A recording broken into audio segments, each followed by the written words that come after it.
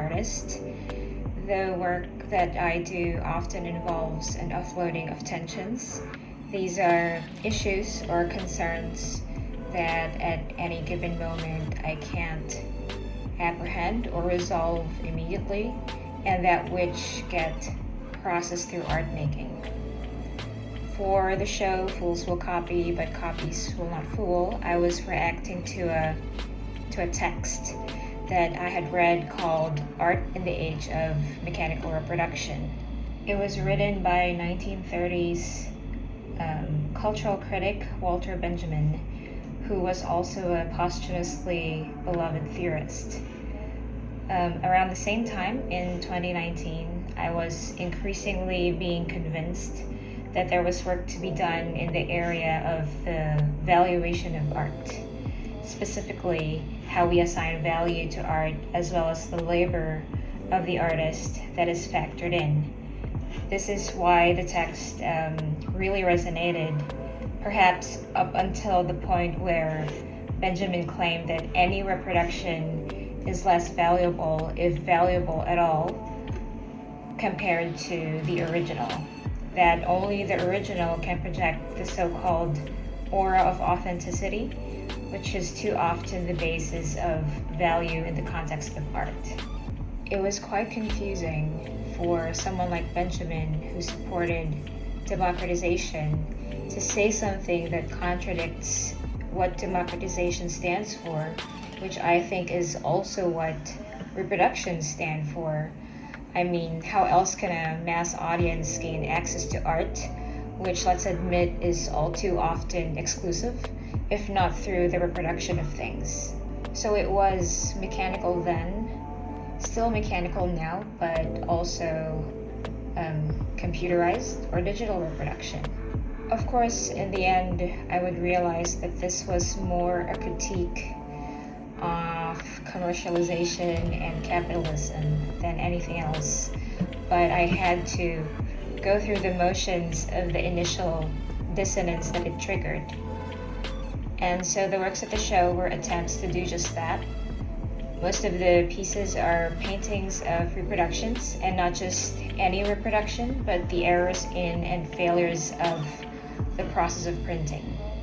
Across most of the works, you will see what I can best describe as mistakes as motifs, that is, ink smears, fades, and distorted images.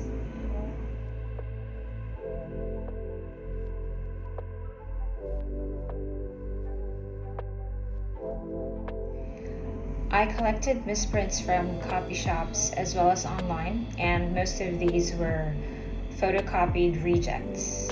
I thought that the flat and powdery finish of toner was an interesting effect for a painting, which we typically assume to be thick and glossy.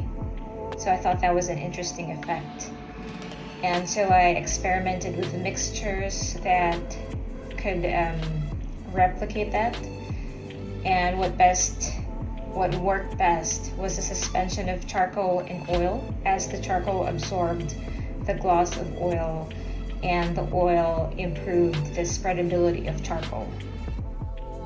In the end, what I like to think the show was able to accomplish was to lend the aura of authenticity to the copy, by creating originals out of reproductions. And punctuating this series of Xerox paintings is a drawing of a famous misprint found in 11 copies of a 16th century King James Bible, nicknamed the Wicked Bible, for it seemed to encourage infidelity rather than warn against it. The typographical error can be found in the book of Exodus, where the 10 Commandments appear. The 6th commandment in these 11 copies is missing the word not, so that it reads, "Thou shalt commit adultery." My drawing of this error is meant to allude to the suggestion that inherent to the democratization of experience is the distortion of the experience, and this was first put forward by Susan Sontag as a kind of corollary to her sentiment fools will copy, but copies will not fool, attempted to show that through the generation loss that is inevitable in the process of printing, or not just printing, but any form of reproduction, every copy becomes an unfaithful copy. And perhaps that's not such a big compromise in the area of the cultural authority of the original work of art, especially if it means that more people can experience it in its various iterations.